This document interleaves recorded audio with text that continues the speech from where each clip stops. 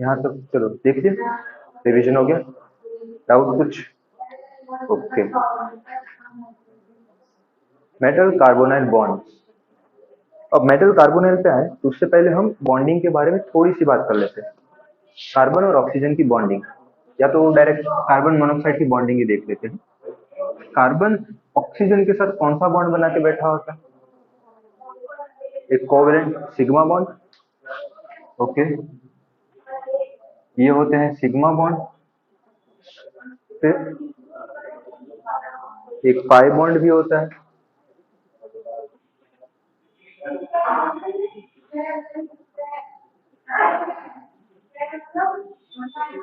यहाँ तक क्लियर है?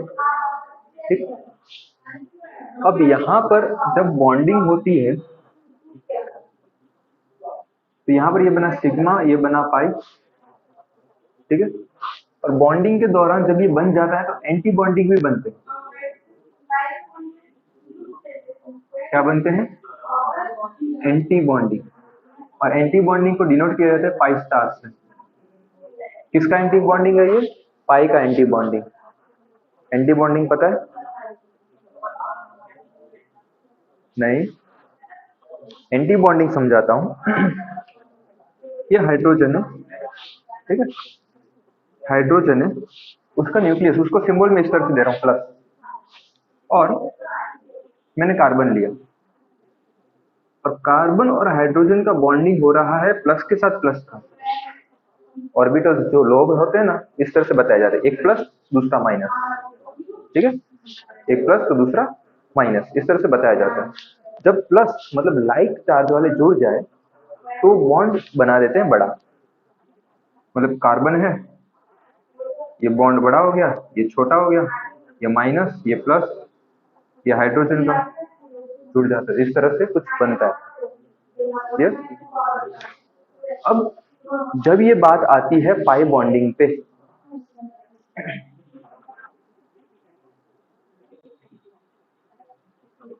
पाई बॉन्डिंग में भी अपोजिट ओवरलैप तो होते ही हैं, ठीक है। तो कोई आके पाई बॉन्ड बना जाए तो ये क्या हो गया? Bonding orbital. ये बॉन्डिंग ऑर्बिटल है क्योंकि यहाँ पर पाई बॉन्ड बना है। जहां पर बॉन्ड बनता है उसे बोलते हैं बॉन्डिंग ऑर्बिटल, और जहां पर बॉन्ड नहीं बनते उसके अपोजिट में होते हैं। तो इसके अपोजिट में ये, इसके अपोजिट में ये, तो ये हो गया पाई स्टार, ये पाई बॉन्ड हो गया, ये अपोजिट में pi star which is anti bonding. समझ में आए? स्टार का मतलब क्या होता है? स्टार का मतलब होता है एंटी बॉन्डिंग। ये बात क्लियर है? और भी एक्सप्लेनेशन है एंटी बॉन्डिंग को समझाने के लिए, which is MO theory, MOT, याद है? यस, मॉलिक्यूलर ऑर्बिटल थियरी पता है।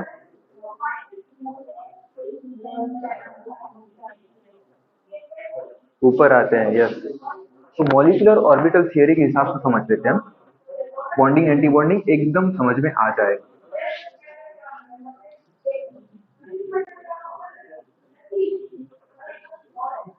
यहाँ पर मैं ऑक्सीजन मॉलिक्यूल ले लेता हूँ, सॉरी एटम ले लेता हूँ।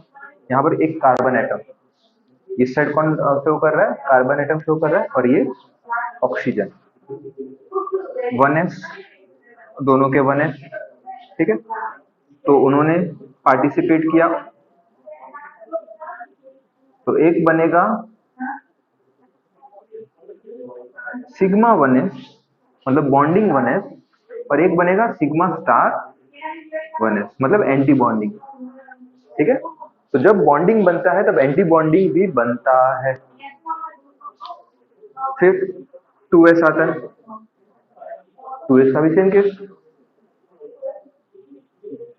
एक नीचे पहले बॉन्डिंग बनता है उसके बाद ऊपर वाला एंटी बॉन्डिंग बनता है, तो सिग्मा 2s ये होगा और ऊपर वाला कौन होगा, sigma sigma star, anti bonding मतलब स्टार लगाना है, सिग्मा स्टार 2s। क्लियर? तो सिग्मा ये 1s का बॉन्डिंग तो 1s का एंटी बॉन्डिंग, 2s का बॉन्डिंग 2s का एंटी बॉन्डिंग। अब पी के ऑर्बिटल के बारे में बात कर लेते हैं। कार्बन ऑक्सीजन, यहां पर दो ऑर्बिटल बनती है पाई बॉन्ड वाली, पाई बॉन्ड भी बनते हैं ना, तो पाई बॉन्ड वाला ये जिसे हम बोलेंगे पाई 2p, क्योंकि ये 2p है, यहाँ पर 3 ऑर्बिटल p के, यहाँ पर भी 3 ऑर्बिटल p के। क्लियर? और एक और बनता है वो क्या है, सिग्मा, तो सिग्मा भी आएगा, तो यहाँ इसके ऊपर आ गया, तो क्या बन गया यहाँ पर, दो पाई, ठीक है, पाई बॉन्ड बना यहाँ पर, और ऊपर वाला क्या बता रहा है, सिग्मा 2p, नीचे पाई 2p, ऊपर सिग्मा 2p। तो अगर ये बने हैं तो इनके एंटी बॉन्डिंग भी बनेंगे। ठीक है, तो नीचे है पाई तो बना pi star 2p, 2p pi star. ठीक है, और उसके ऊपर बनेगा सिग्मा, ये थोड़ी जगह कंजस्टेड हो चुकी है, मिटा देते हैं क्या।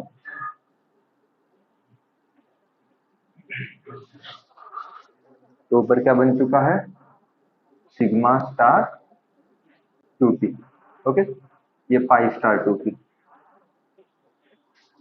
और स्टार क्या शो करता है, पाई शो करता है एंटी बॉन्डिंग। यहां तक सारी बातें समझ में आ गई। तो जब भी बॉन्डिंग बनता है तो उसका एंटी बॉन्डिंग बनता है, मतलब पाई बना तो पाई स्टार बनेगा, ये बात समझ में। अब इलेक्ट्रॉन्स की बात कर लेते हैं। इलेक्ट्रॉन्स के लिए यहाँ पर नहीं कर रहा, यहाँ पर डायरेक्ट, यहाँ पर बॉन्ड बना है, क्यों बनता है, बॉन्ड बना तो क्यों बना, क्योंकि इलेक्ट्रॉन का शेयरिंग हुआ, तो इलेक्ट्रॉन का शेयरिंग यहाँ पर है, इलेक्ट्रॉन यहाँ पर है, इलेक्ट्रॉन यहाँ पर है, इलेक्ट्रॉन यहाँ पर है, तो एंटी बॉन्डिंग में वो वैकेंट है। अगर एक पाई बॉन्ड बना जिसमें इलेक्ट्रॉन्स भरे हुए हैं तो एंटी बॉन्डिंग में क्या हो रहा है, अभी ये एंटी बॉन्डिंग अभी खाली है, क्या है, वैकेंट है, खाली है, ये वाला समझ में आ गया कि नहीं। मतलब इलेक्ट्रॉन्स यहाँ से इसके 2 इलेक्ट्रॉन, इसके भी 2 इलेक्ट्रॉन जो ऊपर नीचे पैर में होते हैं, तो टोटल 4, 1 2 3 4, यहाँ पर भी 2 इलेक्ट्रॉन इस तरह से होते हैं, तो 1 2 और 3 4, टोटल 4 इलेक्ट्रॉन यहाँ पर भी होते हैं। ऑक्सीजन में कितने होते हैं, पी पे 6, 1 2 3 4 5 6, ये तो कंप्लीट हो गया।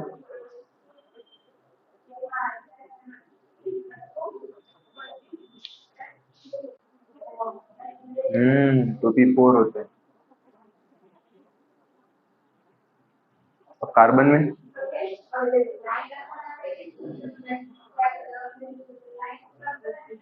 2p2, 2 इलेक्ट्रॉन, ठीक है, तो 2 + 4 कितने हो गए, 6 इलेक्ट्रॉन, यहाँ पर फिल कर देते हैं, 1 2 3 4 5 6 कंप्लीट। तो ये वैकेंट रह गया, इसके पास नहीं बचा। देखिए यहाँ पर एंटी बॉन्डिंग भर चुका है, यहाँ पर भी एंटी बॉन्डिंग भर गया, लेकिन यहाँ पर नहीं भरा, यहाँ पर एंटी बॉन्डिंग नहीं भरा, वैकेंट रह गया। तो ये जो एंटी बॉन्डिंग ऑर्बिटल है वो खाली है, वैकेंट है।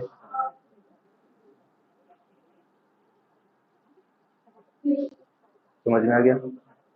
अब वैकेंट वाली बात हमने पहले भी कर रखी, पी ब्लॉक, फॉस्फोरस के पास वैकेंट डी ऑर्बिटल, उसके पास वैकेंट डी ऑर्बिटल, तो क्या हो रहा था, वहां पर इलेक्ट्रॉन्स जा रहे थे। तो मेटल कार्बोनाइल के जब बॉन्ड बनते हैं तो इसी प्रॉपर्टी की वजह से एक और प्रॉपर्टी आती है, इलेक्ट्रॉन की ये जो शेयरिंग आएगी ना इसमें, उसी की वजह से मेटल कार्बोनाइल का एक अलग टॉपिक है, उसकी स्टेबिलिटी कुछ और ही है, बाकी जो कॉम्प्लेक्स हमने अभी तक पढ़े उससे ज्यादा है इनकी स्टेबिलिटी। क्यों है वो अभी समझेंगे। ये बात समझ में आ चुकी है, 2 बार ये बन चुका है। तो ये पहले बना ले कार्बोनाइल का स्ट्रक्चर, फिर हेमोडायग्राम बना ले, तुम्हें पता होना चाहिए क्यों 5 स्टार खाली, और उसके बाद हम बात करते हैं मेटल और कार्बोनाइल का बॉन्ड।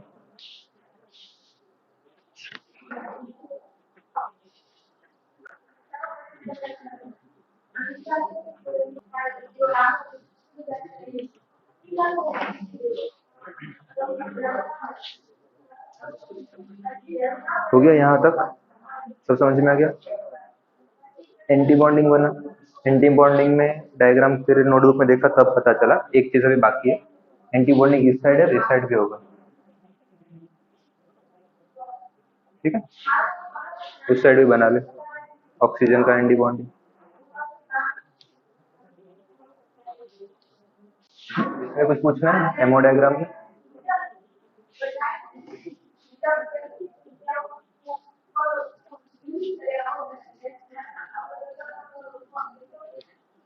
अभी वीडियोस अपलोड कर दूंगा मैं, लेकिन ऑडियो में जो है ना थोड़ा सा नॉइज ज्यादा होगा, तो अगर पढ़ना हो तो थोड़ा एडजस्ट कर लेना। ट्राई किया काफी सारा, वो माइक लिया था, वो काकरे वाला माइक, वो भी सेट नहीं हुआ, वो काम ही नहीं कर रहा था। ये ब्लूटूथ वाला चालू है, थोड़ा कुछ ऑडियो अच्छे से आता है, मतलब मेरा तो अच्छे से समझ में आ जाता है, लेकिन एक्स्ट्रा जो नॉइस होती है वो ऐड होगी थोड़ी सी। एंटी बॉन्डिंग समझ में आ चुकी है, मैं ये मान लेता हूँ। तो मेटल आया, मेटल ने कार्बन के साथ इसके परपेंडिकुलर होगा, ठीक है, और सपोज कोऑर्डिनेशन बॉन्ड बना, इस टाइप से कुछ बॉन्ड बना, इलेक्ट्रॉन्स कहां से कहां आए, कार्बन से मेटल में आए, ठीक, ये मेटल में ये रहे सारे इलेक्ट्रॉन्स। जो डार्क पार्ट में बनाता हूं इस डायग्राम में, जब भी डार्क पार्ट होगा उसका मतलब वहां पर इलेक्ट्रॉन्स है, इसका मतलब इलेक्ट्रॉन डेंसिटी उसमें है। अब मेटल्स के भी एक ऑर्बिटल थोड़ी होता है, कुछ और भी ऑर्बिटल्स होंगे ना, ये भी होगा,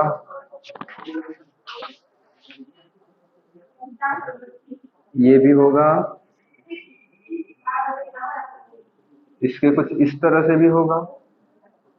मैं भी यही बनाता हूँ, जो हमें जरूरी है वो बनाता हूँ, ठीक है, मैं बना दूं सारे।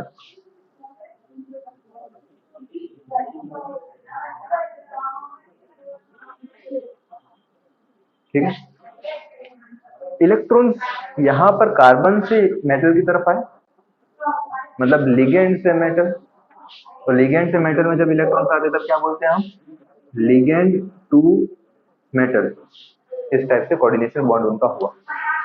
अब मेटल के पास पहले से कुछ इलेक्ट्रॉन्स थे, तो नहीं हम डी ऑर्बिटल्स में बना देते, पैर कर देते थे, या तो पैर पहले से होते थे, तो वो इलेक्ट्रॉन्स यहाँ पर पड़े हुए हैं, जिसके पास इलेक्ट्रॉन्स पड़े हुए हैं, यहाँ पर वैकेंट ऑर्बिटल्स पड़ी हुई है, तो क्या करेंगे ये, यहाँ से इलेक्ट्रॉन्स को वापस शेयर कर देंगे। तो इलेक्ट्रॉन्स का इस तरह से जो शेयरिंग होता है उसे बोलते हैं बैक बॉन्डिंग या तो सिनर्जिक बॉन्डिंग।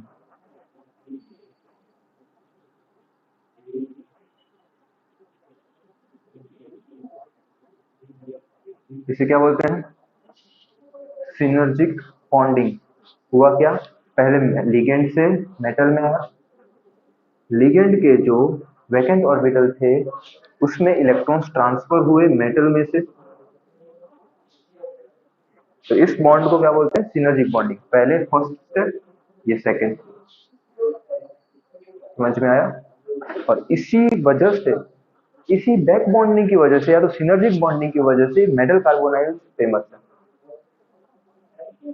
क्लियर? तो ये लिगेंड्स के पास वैकेंट ऑर्बिटल्स होती हैं और इसी वजह से यहाँ पर बैक बॉन्डिंग होती है।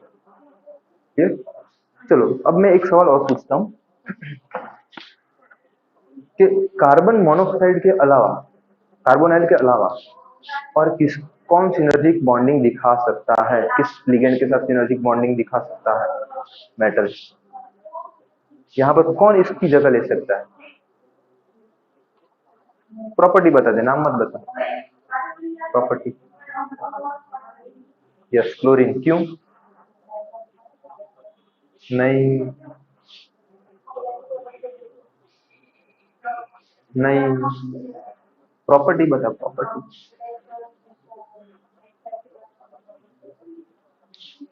वैकेंट, किसके पास होता है वैकेंट? हाँ, फॉस्फोरस के पास भी होता है। क्लोरीन इतना इफेक्टिव नहीं बता। फॉस्फोरस हो गया, ऐसे सारे जिनके पास वैकेंट ऑर्बिटल होते हैं। उससे ज्यादा कौन सा इफेक्ट ज्यादा दिखेगा? जहां पर एंटी बॉन्डिंग होता है, और एंटी बॉन्डिंग होने के लिए पाई बॉन्ड होना जरूरी है। कार्बन के किसी के साथ अगर पाई बॉन्ड होगा तो ही उसका एंटी बॉन्डिंग होगा। ठीक है? अगर सिग्मा बॉन्ड होगा तो उसका पाई स्टार वाला एंटी बॉन्डिंग नहीं होगा। ठीक है? पाई स्टार वाला एंटी बॉन्डिंग वरना नहीं होगा। क्लियर? इसमें कुछ डाउट है? बैक बॉन्डिंग, सिनर्जिक बॉन्डिंग, एक डायग्राम अच्छे से समझ में आ गया, इलेक्ट्रॉन का ट्रांसफर समझ में आ गया। पहले लिगेंड से मेटल के बीच में, उसके बाद मेटल के पास जो इलेक्ट्रॉन्स थे, इलेक्ट्रॉन डेंसिटी थी वो ट्रांसफर कर दी वैकेंट में, तो इसी को बोलते हैं बैक बॉन्डिंग। चलो अब बुक खोलो, बुक में डायग्राम दिया होगा ऐसा ही। Next page. दिख रहा है? उसका भी बॉन्डिंग, एंटी बॉन्डिंग दिख रहा है। ठीक है?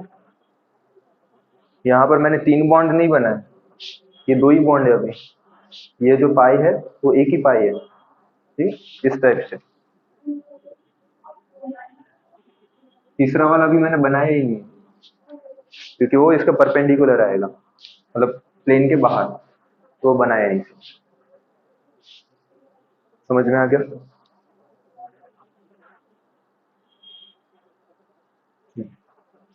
इस डायग्राम को बना ले अच्छे से, कुछ डाउट हो तो पूछ ले, फिर हम रीड करते हैं कि बुक में क्या लिखा है।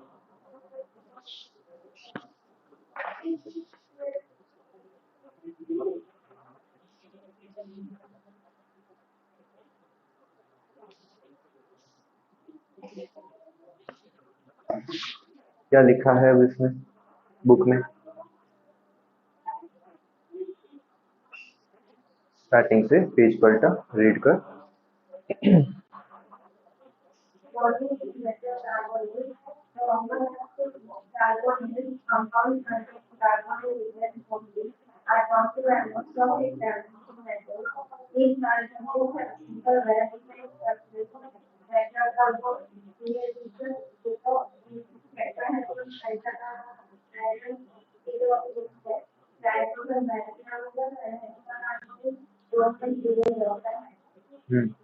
होमोलेप्टिक मतलब सिकी टाइप के लिगेंड हो उसे बोलते हैं होमोलेप्टिक। तो ये केस किसका है? होमोलेप्टिक कॉम्प्लेक्सेस का है। ठीक है? यहाँ तक समझ में आ गया? ये अलग अलग टाइप के स्ट्रक्चर्स बनाते हैं, सारे स्ट्रक्चर्स के नाम दिए हुए हैं और पीछे तो उसके डायग्राम्स भी दिए हुए हैं। आगे क्या लिखा है?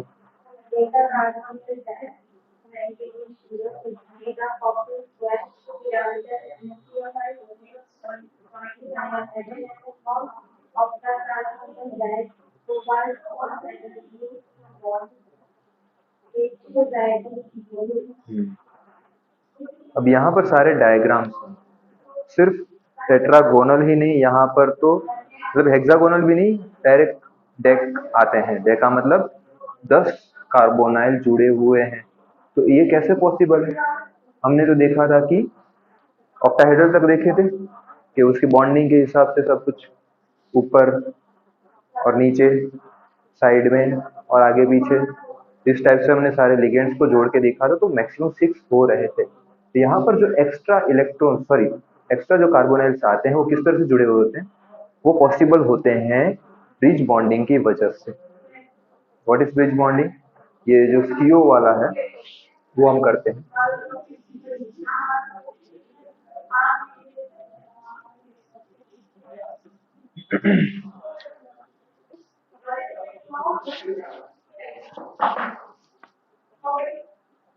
ये कोबाल्ट है, छोटा ओ तो कोबाल्ट, सामने कोबाल्ट, और इनके बीच में भी बॉन्डिंग होगा और बीच में आएगा कार्बन मोनोऑक्साइड, कार्बोनिल, सॉरी। ठीक है, ये समझ में आया? नहीं आया?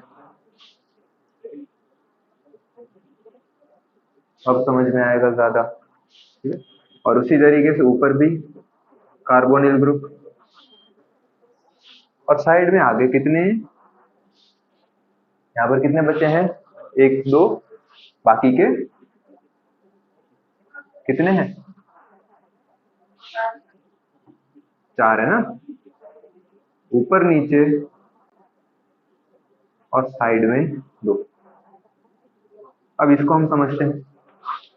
ये जो 4 है कार्बोनिल, वो, हाँ हो गया, हाँ ये दूसरा वाला बन गया।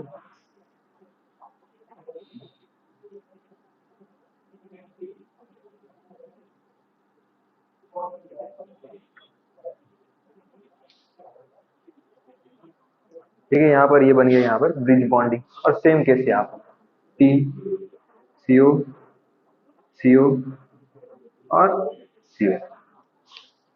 क्लियर? ये जो बॉन्ड बना है किस वजह से बना? Anti bonding. समझ में है ना? दूसरे भी हैं ब्रिज में, कौन से हैं? MO, sorry MN।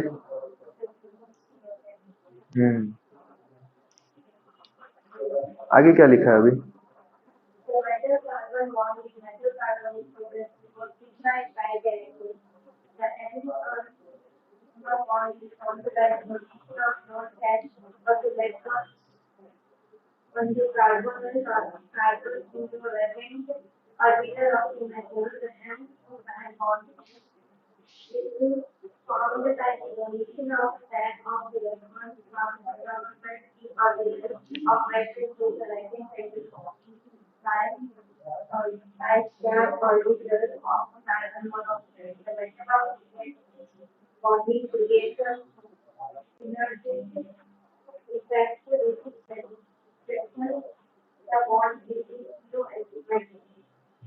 क्या करता है? स्ट्रेंथ भी करता है। अब पहले जो बॉन्ड था मेटल और कार्बोनिल के बीच में, कार्बन मोनोऑक्साइड के बीच, कैसा था? सिग्मा। और अब कौन सा एक और बॉन्ड आ चुका है यहां से। तो अगर मैं किसी को एक हाथ से पकड़ के रखूं, इससे अच्छा है मैं 3 हाथ से पकड़ के रखूं।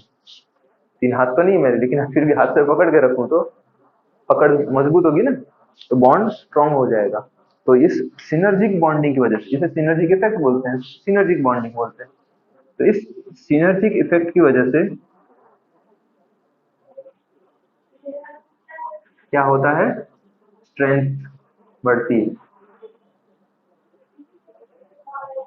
स्ट्रेंथनिंग होती है। क्लियर? कुछ डाउट इसमें? सारी बातें समझ में आ गई? जो अभी रीड किया वो भी समझ में आ गया? वही चीजें लिखी हुई है। 5 स्टार ऑफ कार्बन मोनोऑक्साइड में ये अपने इलेक्ट्रॉन्स वापस भेजता है, कहाँ से? फील्ड डी ऑर्बिटल में से। इसका मतलब क्या? डी ऑर्बिटल में इलेक्ट्रॉन होंगे तभी तो भेजेगा। बस वही बात है।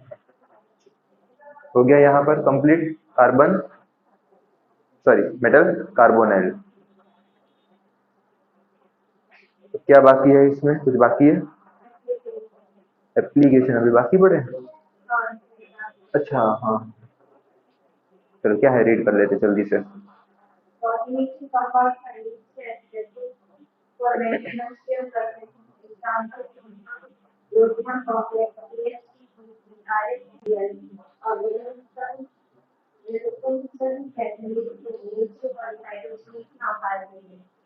हम्म, ये कैटलिस्ट की तरह भी यूज होते हैं। अल्किन्स में मतलब कि उसको हाइड्रोजन देने के लिए यूज किए जाते हैं। ये कैटलिस्ट जो है उसको हम और डिटेल में पढ़ेंगे जब ऑर्गेनिक के बारे में बात आएगी तब। ठीक है, थोड़ा सा इलेक्ट्रोकेमिस्ट्री में फिर से कैटलिस्ट के बारे में हम बात कर लेंगे, तब आ जाएंगे वापस आगे।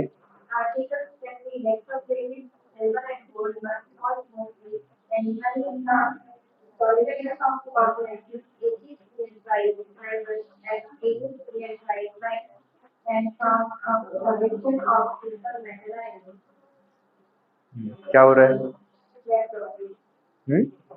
इलेक्ट्रोप्लेटिंग, वो भी हमने बात कर ली है, पता है ना? लास्ट टाइम किसमें बात की थी? Extraction of metal. Extraction of metal में बात की थी हमने,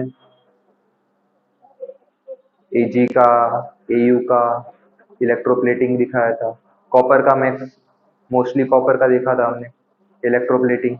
और इलेक्ट्रोप्लेटिंग फिर से नेक्स्ट चैप्टर में आएगा। चलो फिर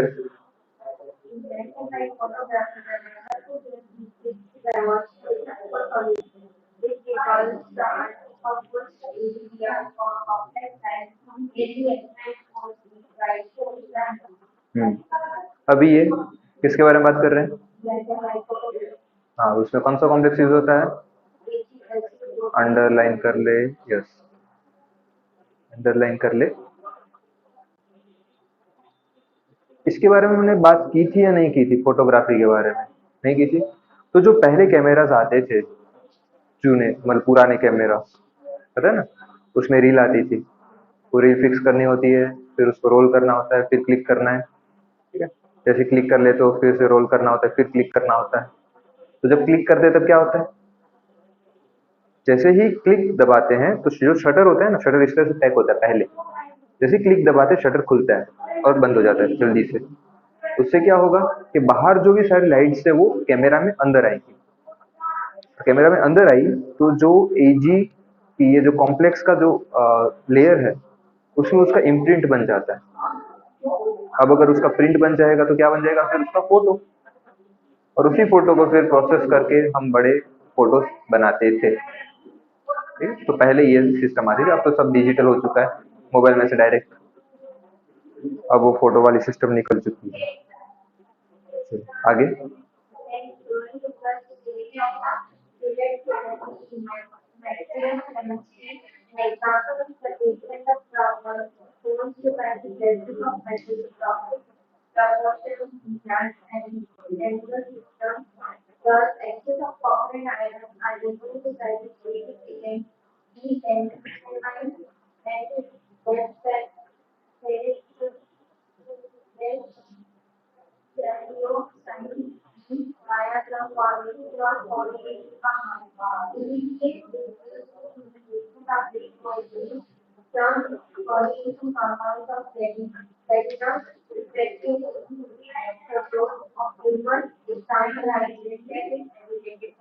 हम्म,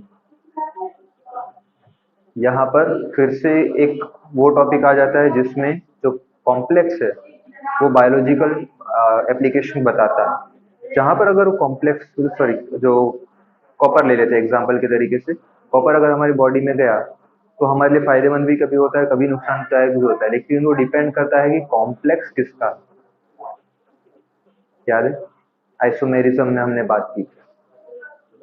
हाँ, अगर वो डेक्स्ट्रो हुआ तो हमारे लिए गुड, लीवो हुआ तो बैड। तो वही लिगेंड्स, वही मेटल, लेकिन क्या हो रहा है, वो उसका आइसोमर है। ठीक, तो ऐसी चीजें जब ऐसी डिटॉक्स, सॉरी, ऐसे जो पॉइजनस मेटल्स हमारे बॉडी के अंदर आ जाते हैं तो हम क्या भेज सकते हैं उसमें? Chelating ligand. चिलेटिंग लिगेंड्स थोड़े ज्यादा स्ट्रॉन्ग होते हैं तो क्या करेंगे, मेटल के साथ कॉम्प्लेक्स बना देंगे और मेटल्स को अपनी बॉडी में से निकाल देंगे। तो ये पॉइजनस जो हमारी बॉडी में आया उसको निकालने के लिए भी कॉम्प्लेक्सेस का ये जो कॉन्सेप्ट है हम यूज करते हैं। ठीक है, और ईडीटीए की बात करें तो ईडीटीए जो है वो कुछ सालों तक, मुझे एग्जैक्ट ईयर नहीं पता, लेकिन इंडिया में भी वो था, उसके बाद बैन कर दिया गया। आई थिंक 2012 तक या 2013 तक, तब तक था ईडीटीए, यूज करते थे लोग रेगुलर बेसिस पर। उसमें क्या होता था कि वो जो छोटे कीड़े होते हैं उनको भगाने के लिए रखते थे। जैसे चींटियां आ रही है यहाँ पर, तो मैं यहाँ पर ईडीटीए छाट दूंगा। लेकिन फिर जब उसका टॉक्सिसिटी लेवल देखा गया, उसका हार्मफुल इफेक्ट देखा गया, तो उसके बाद उस ईडीटीए को इंडिया में बैन कर दिया गया। वैसे जो कॉम्प्लेक्सेस हैं वो हमारे लिए काफ़ी यूज़फुल भी होते हैं, हमारे लिए नुकसानदायक भी होते हैं। तो कॉम्प्लेक्सेस का यूज़ करने से पहले हमें उसकी सारी प्रॉपर्टीज़ पता होनी चाहिए, ठीक है? चलो, अगर मैं कॉपर के पीतल के जो बर्तन होते हैं, उसमें अगर दही रखूँ और उस दही को मैं पीऊँ, या छाछ को रखूँ, छाछ को पीऊँ, तो मेरे लिए अच्छा है या बुरा है? क्यों? नहीं, कुछ भी नहीं। छाछ और दही तो बिल्कुल नहीं। पानी रख सकते हैं, उसमें हम रोटी रख सकते हैं, सब्जी रख सकते हैं, ठीक है? नमक भी रख सकते हैं। लेकिन दही और छाछ रखेंगे तो कॉपर के साथ मिलके दही और छाछ बना देगा जहर, और उसकी वजह से हमारे को हार्मफुल इफेक्ट उसके देखने को मिलेंगे। और अगर ज़्यादा टाइम तक रखा गया, मतलब रात को रखा और सुबह को पी लिया, तो अगले दिन लेक्चर नहीं होगा। देखिए, तो मजाक की बातें चल रहा है, समझ में आया? तो ये बात हमें पता होनी चाहिए। तो छाछ और दही, उसके साथ कॉपर मिला के क्या बना देता है? जहर। आज भी कई गांवों में लोग क्या पीतल के बर्तन यूज करते हैं, उसी में दही रखते हैं, छाछ, फिर मतलब छाछ, दही, सब्जी, रोटी सब रखते हैं, उसमें से खाते हैं, और उनको इफेक्ट नहीं होता। क्यों? क्योंकि वो शॉर्ट टर्म के लिए है। अभी रखा, 5 मिनट बाद वो पी लेंगे, यहाँ तक ठीक है। लेकिन अगर ज्यादा टाइम तक रखा, 2 घंटे, 3 घंटे, एक पूरी रात, तो वो जहर बन जाता है और उसका टेस्ट भी कड़वा हो जाता है। कई लोग तो इसलिए बच जाते हैं क्योंकि उसका टेस्ट कड़वा है, तो मुझे नहीं पीना। लेकिन कुछ लोग होते हैं, इसको वेस्ट कैसे जाने दो, तो पी लेते हैं। तो ये सारी अवेयरनेस हमें होनी चाहिए। तो कॉपर के वेसल्स एक्चुअली में अच्छे हैं, लेकिन छाछ और दही के लिए नहीं। समझ में आ गया? तो यहाँ पर अपना कॉम्प्लेक्स जो है सब खत्म हो चुका है। एग्जाम जो है उसकी डेट लिखा देना। एक्सरसाइज हम आराम से कर लेंगे, आराम से मतलब संडे को करेंगे, ठीक है?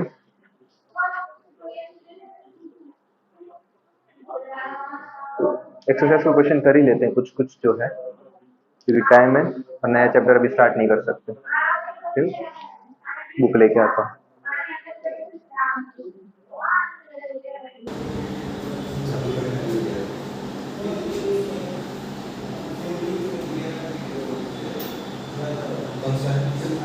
Question number 10.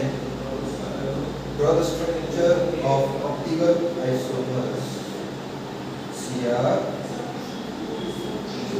इसी का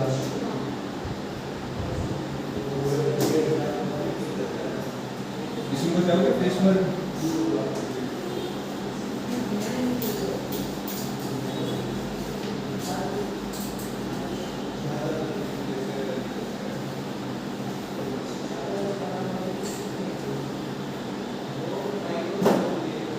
ऑलरेडी इसका क्या बनाना है? ऑप्टिकल आइसोमर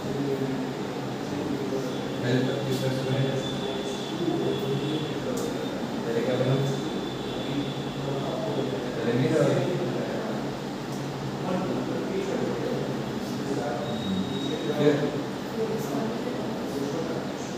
ऐसे नहीं बोलना, इतना सिंपल से नहीं लिख सकते। CR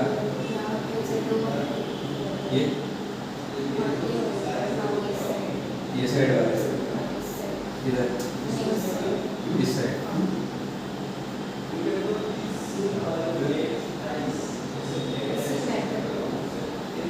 इसी पैटर्न में ऐसे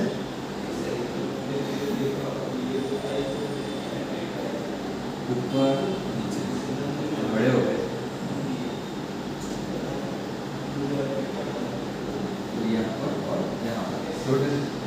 ऊपर की साइड में ये बाइडेंटेड, नीचे की साइड में ये बाइडेंटेड, और ये लेफ्ट हैंड साइड है तो इसके राइट हैंड साइड में बाइडेंटेड। सिंपल दूसरा फॉर्मूला, जितनी दूर ये बना है मिरर से उतनी ही दूर इस साइड को बनाना है। जो सबसे ज़्यादा दूर होगा तो ये सबसे ज़्यादा दूर है इस मिरर से, तो उस साइड भी मिरर इमेज में भी सबसे ज़्यादा दूर यही वाला लिगेंड होना चाहिए। ये एक हो गया। नेक्स्ट कौन सा? PDCl2EN twice. ये मुझे बनाते हैं, पहले ये बनाते हैं।